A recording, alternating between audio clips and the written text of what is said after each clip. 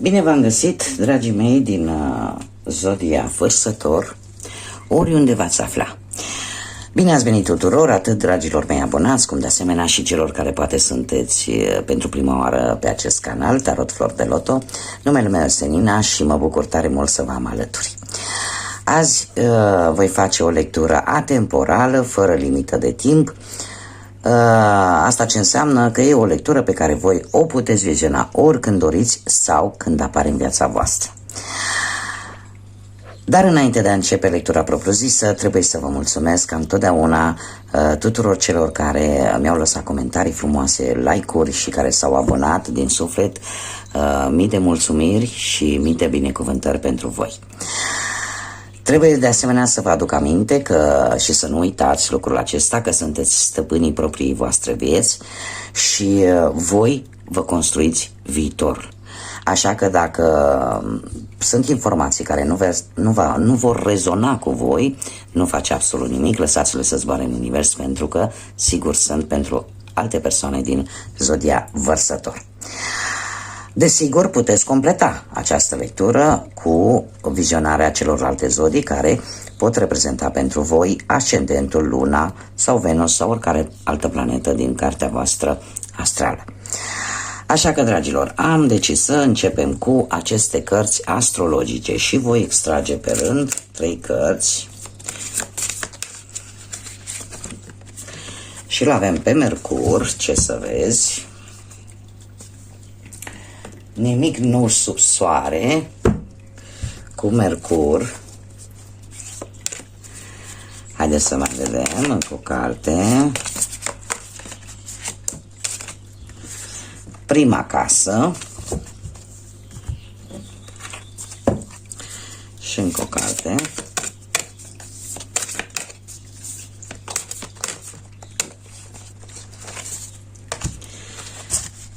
Și Zodia Gemeni, o altă zodie de aer, la fel ca și voi. Haideți să vedem despre ce este vorba. Îl avem pe Mercur. Mercur care ne vorbește în general de comunicare. Ne vorbește de comunicare, ne vorbește de inteligență, ne vorbește de gânduri și de forma de a gândi și a comunica. Se pare că sunteți într-o perioadă în care poți vedea lucruri pe care înainte posibil să nu le fi putut văzut. Ai o agilitate mentală foarte bună și, în general, Mercur reprezintă partea asta a familiei, frați, surori și probabil că unul dintre ei este implicat într-o problemă comună. Dacă nu aveți frați, surori, cineva din familie are o implicare într-o anumită situație care pe tine te va face să te schimbi un pic de mentalitate.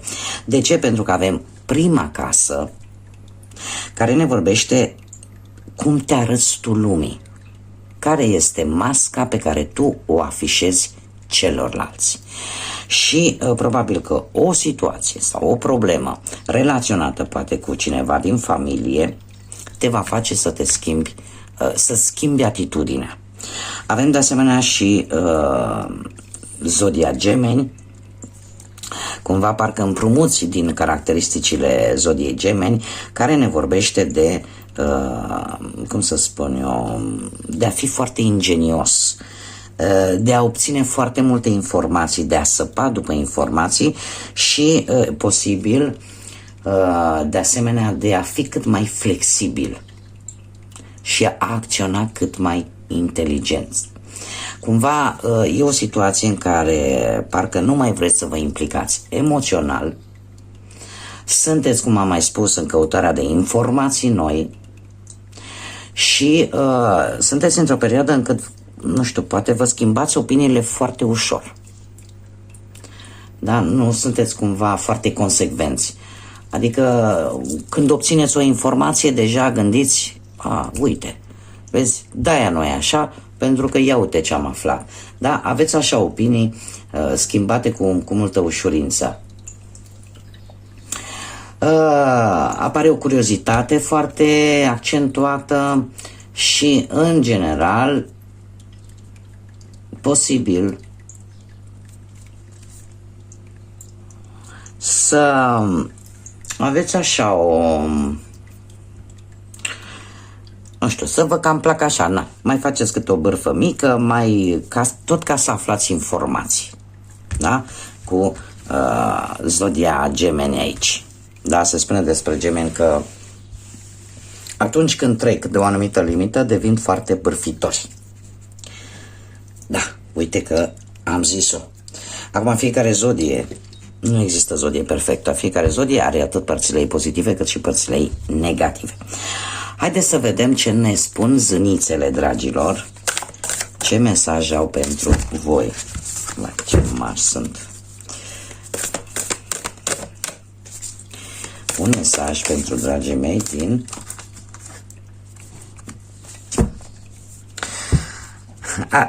frumusețea adevărului.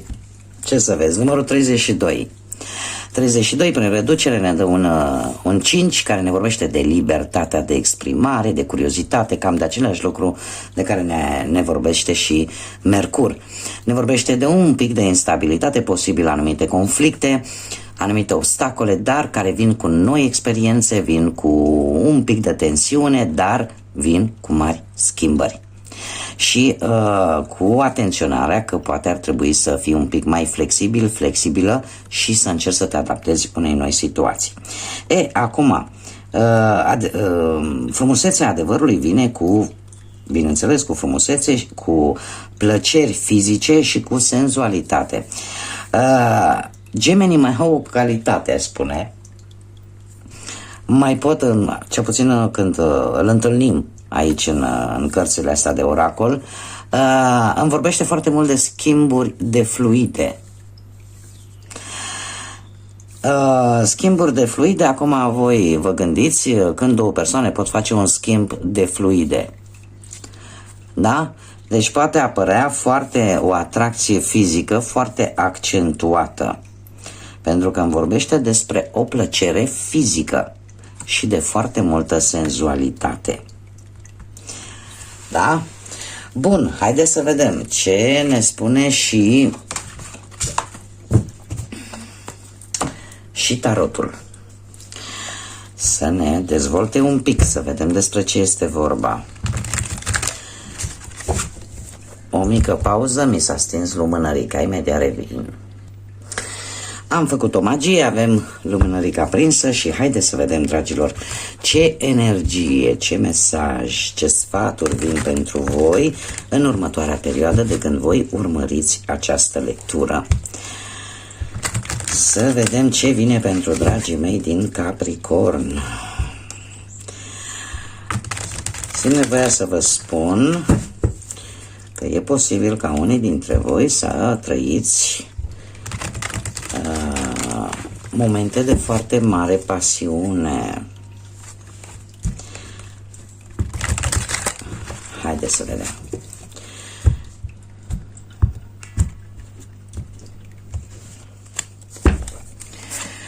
Bun, și avem un rege de spade, un as de monede, un 8 de spade, un 10 de cupe, așa, să le facem loc. Lumea, arcanul major, lumea, avem un îndrăgostiții, avem magicianul, avem un regină de monede, un 7 de cupe și împărăteasa. Foarte multe arcane majore, dragilor. Foarte multe arcane majore. Spune că avem 1, 2, 3, 4 arcane majore. Haideți să vedem despre ce este vorba. Situația actuală avem un rege de spade. Asta ce îmi spune? Ori există o persoană în apropierea voastră sau în mintea voastră care are un intelect destul de puternic și care în general își ține emoțiile foarte bine sub control. O persoană foarte serioasă, care nu prea își arată sentimentele și de obicei atunci când ia câte o decizie este foarte fermă această persoană și foarte directă. da, cumva nu permite sentimentelor să influențeze deciziile, hotărârile. Putem vorbi poate pentru unii dintre voi de un tată, poate sever, mai autoritar așa, sau de o pereche, sau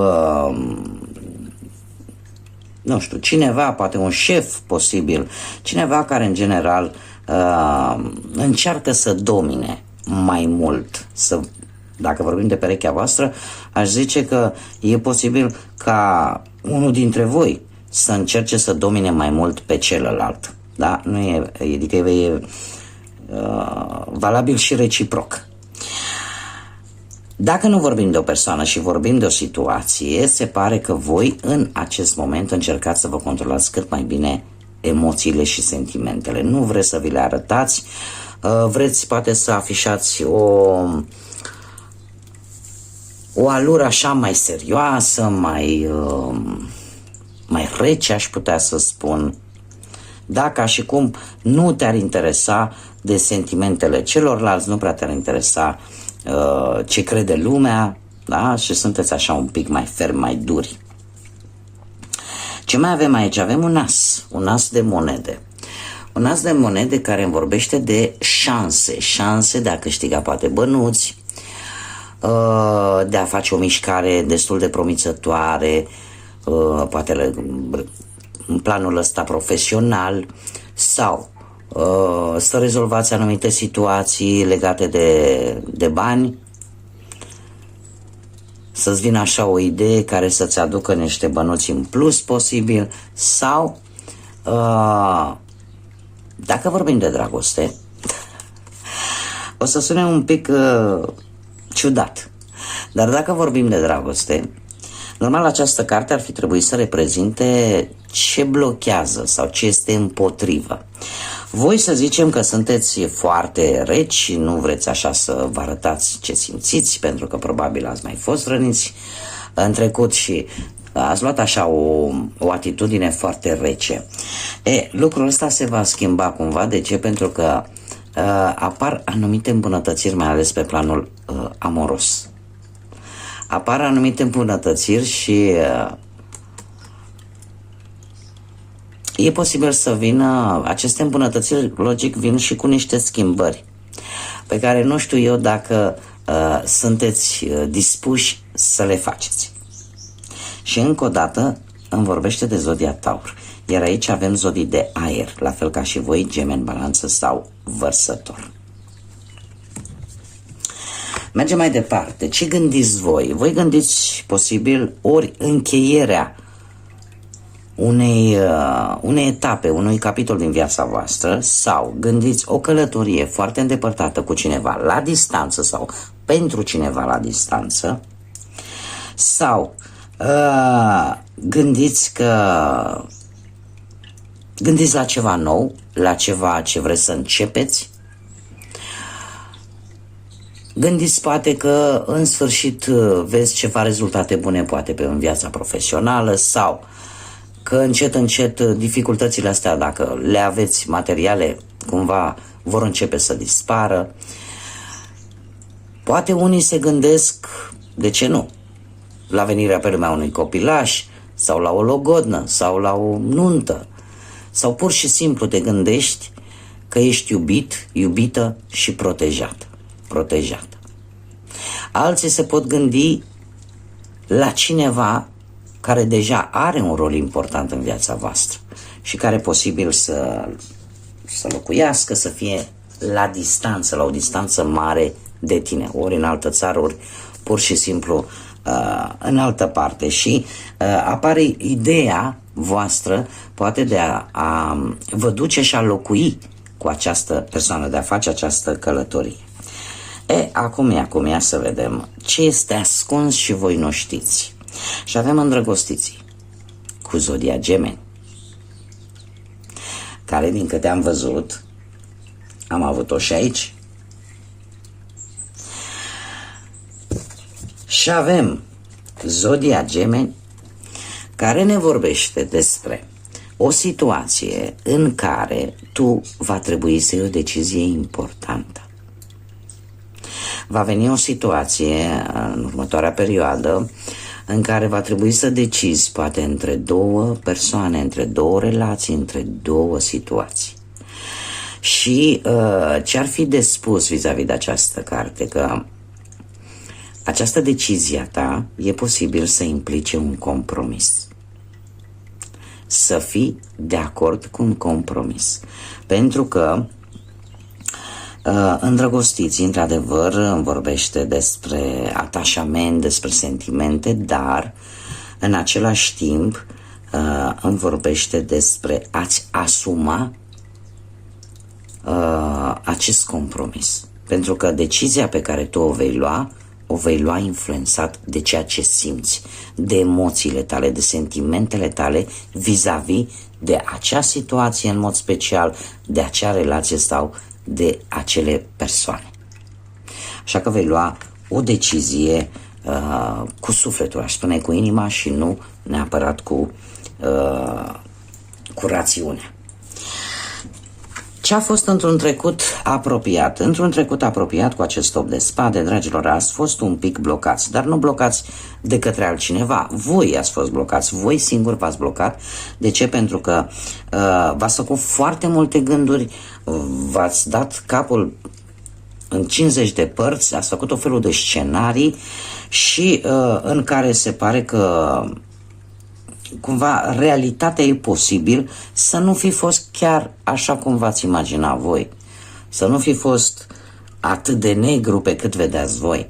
Optul de spade ne vorbește despre a căuta ieșiri, de a fi prins așa și a nu lua decizii pentru că nu le vedeai foarte clar. Da? Te-ai învârtit așa într-un cerc vicios foarte negativ și poate unii dintre voi chiar au încercat să reevalueze o relație, dar teama, frica, e posibil să te fi blocat într-o relație care deja poate nu-ți mai făcea bine. Și cumva poate ai decis, unii dintre voi ați decis, domne, mai bine singur decât într-o relație care nu mai e sănătoasă. Da? Nu îți mai făcea bine. Ce să vezi? Acest 8 de spade, de asemenea, reprezintă semnul Gemenilor. Și bineînțeles, avem și pe Jupiter cu această carte care ne vorbește de expansiune. Deci la tine au fost chestiunile astea, cum să spun eu, nu sunt de acum. Sunt de ceva vreme, de ceva timp. Unii dintre voi poate v-ați dat seama că nu puteți intra într-o nouă relație, cei care sunteți singuri, până nu reparați ce e în interiorul vostru stricat. Și poate că v-ați dat seama că nimeni nu poate repara ce e în interiorul vostru până nu veți începe voi să reparați ce acolo este zdrobit, poate. Ce vă rezervă viitorul apropiat? Și avem un 10 de cupe. Dragilor, toate sunt bine când se termină cu bine. 10 de cupe ne vorbește de un eveniment familiar sau de relație foarte fericit și pentru o lungă perioadă de timp. Aveți valori solide, se pare că inima nu te va înșela și decizia pe care tu o vei lua va fi una care pentru o lungă perioadă de timp îți va aduce înțelegere, armonie, iubire, fericire, dragoste, da? Mai ales pentru, dacă vorbim de partea asta amoroasă. Da, cumva vor crește sentimentele, comunicarea va fi bună și în sfârșit vei putea face planuri în comun. De asemenea, poate dacă nu vorbim neapărat de cei care sunteți într-o relație, vorbim de o perioadă foarte bună pentru cei singurei de a socializa, de a te distra și de a cunoaște persoane noi, potențial parteneri pentru tine. Cum de asemenea, nu știu, dacă vorbim pe partea asta profesională, se pare că viitorul apropiat îți rezervă o extindere, poate, a afacerii tale, dacă ai așa ceva, sau pur și simplu partea asta profesională va merge în direcția bună pentru tine și o anumită așteptare e posibil să se încheie. Bun, haideți să dezvoltăm un pic ce am aflat până acum și să vedem, să mai săpăm așa un pic Și avem magicianul, regina de monede și un 7 de cupe, dragilor. Magicianul. Cum vezi tu situația asta? Poate că unii dintre voi o vedeți, aveți așa un pic sentimentul ăla de,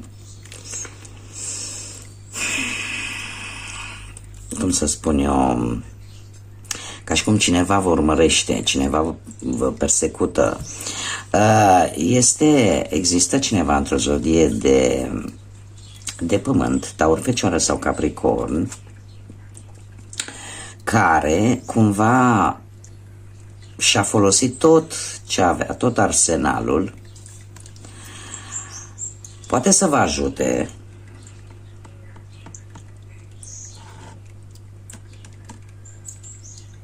sau mai degrabă aș spune, voi, care a fost partea benefică, ca să zic așa, din situația asta, faptul că voi nu v-ați îmbătat cu apă rece. Cumva, cu acest 7 de cupe, care în general ne vorbește de iluzii, de lucruri care, cum să spunem, nu prea sunt ceea ce par a fi și nu prea v-ați îmbătat așa cu apă rece, ați fost un pic cu picioarele pe pământ. Cumva e posibil să fie adoptată atitudinea reginei de monede, care ne vorbește de, cum să spun eu, de a fi independent, dar nu depinde de nimeni și, în general, reprezintă siguranță. Da? Cumva e posibil ca unii dintre voi să vă fi dat seama, poate, de anumite situații care, cum am mai spus, nu păreau ce trebuiau să fie, iar aici e posibil ca o persoană să fi încercat să vă manipuleze și asta e posibil. Da? Sau unii dintre voi posibil ați încercat să folosiți tot arsenalul de care voi dispuneți. Forța de convingere, poate și să vă arătați sentimentele. Ați încercat tot ceea ce voi dispuneați. Să faceți în așa fel încât să mulțumiți pe cineva, mai ales din punct de vedere material. Numai că, din păcate, cât de mult ați fi încercat voi, se pare că nu a ieșit cum a trebuit. Se pare că nu a ieșit cum a trebuit. Mai poate vorbi, poate de... Ați vrut să atrageți pe cineva în viața voastră, posibil. Și v-ați făcut tot felul de iluzii și de speranțe. Ați vrut să atrageți pe cineva folosindu-vă puterea de convingere, comunicarea, atenția, felul în care arătați din punct de vedere fizic, cam tot ce se poate folosi, dar cumva lucrurile nu au mers așa cum v-ați fi dorit voi. Care ar fi concluzia acestei lecturi? Și avem împărăteasa, semnul Taurului, care ne vorbește de abundență și ne vorbește de o creștere a încrederii în tine și o creștere, cum să spun eu, interioară a ta. Ești dispusă să fii atent mai mult la tine. Chiar stăteam și mă gândeam acum la aceste prime cărți. Și cumva felul în care te arăți lumii acum este rezultatul a tot ce s-a întâmplat aici. Ceva s-a schimbat, ceva ai schimbat la tine. Ai început sau vei începe într-un viitor apropiat să-ți dai seama că poate ar fi bine să te ocupi și de tine, și de aspectul tău fizic, și de ceea ce tu îți dorești să faci. Și că poate ți-ai dat seama că te poți descurca singurică și că poate n-ai nevoie de nimeni care să te ajute, da? Poate să fie și acest lucru. Împărăteasa de asemenea mai vorbește și despre în afară de necesitatea asta de a fi mai feminină, indiferent că puteți să fiți domni, fiecare dintre noi avem o latură masculină și una feminină, indiferent de ce sex suntem. Deci în afară de, cum să spun eu, de a te simți poate mai feminin, a dezvolta această latură mai feminină, se pare că vei atrage mai mult. Îți vei păstra poate integritatea într-o anumită situație sau poate că oricum îmbunătățirea pe plan material va exista. Dar în general această carte îmi vorbește de atracție, vei atrage mai mult prin aspectul tău fizic, prin faptul că vei da importanță aspectului tău fizic și mai ales aș spune eu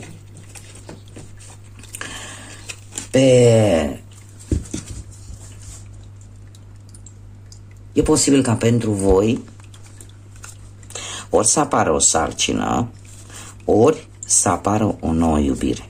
Iar asta te va face să te simți să-ți dea așa o stare de bine.